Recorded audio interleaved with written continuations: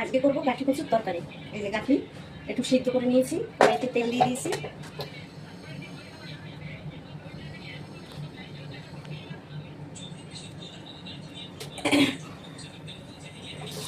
কড়াইতে তেল দিয়ে দিয়েছি। গাঠি কচুটা নিরামিষ করবো। এরাই তো মাছ টাছ দিয়ে খাই, আজকে একটু নিরামিষ খাবো। গাঠি কচুর মধ্যে আমি রাঁধুনি করে নেবো।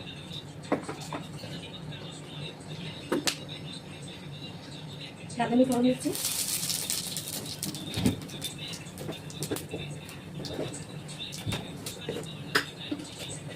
একটা দেবো শুকনো লঙ্কা,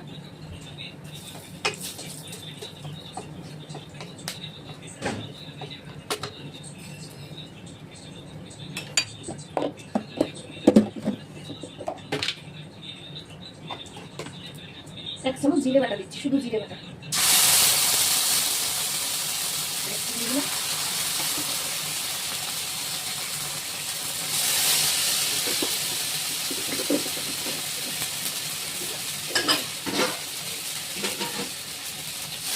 জল দিয়ে দিলাম। জলটা না দিয়ে মশলাটা ধরে হলুদ দিয়ে দিচ্ছি, আর স্বাদ মতন নুনটা দিয়ে দিচ্ছি।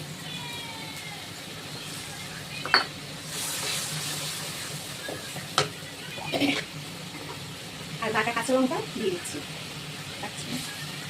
আর 1.5 চামচ মতন দিয়ে দিই।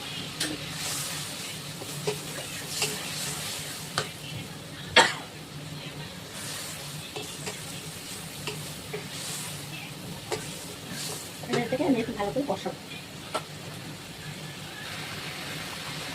কষানো হয়ে গেছে, গাঠিটা দিয়ে দেবো। এইভাবে গাঠি খুব ভালো লাগে, টেস্টি হয় খুব। অনেক আছে গাঠি এমনি টোকরা ছাড়িয়েও রান্না করে, আমার আবার এইভাবে ভালো লাগে বেশি।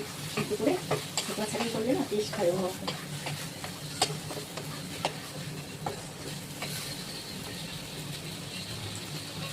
জল দিয়ে দেবো।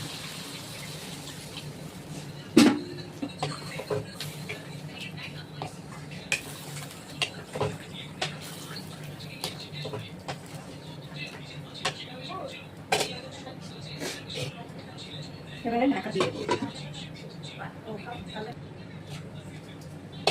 গাঠি কচুর তরকারিটা হয়ে গেছে, এবারে আমি নামিয়ে দেবো। গ্যাসটা অফ করে দিলাম।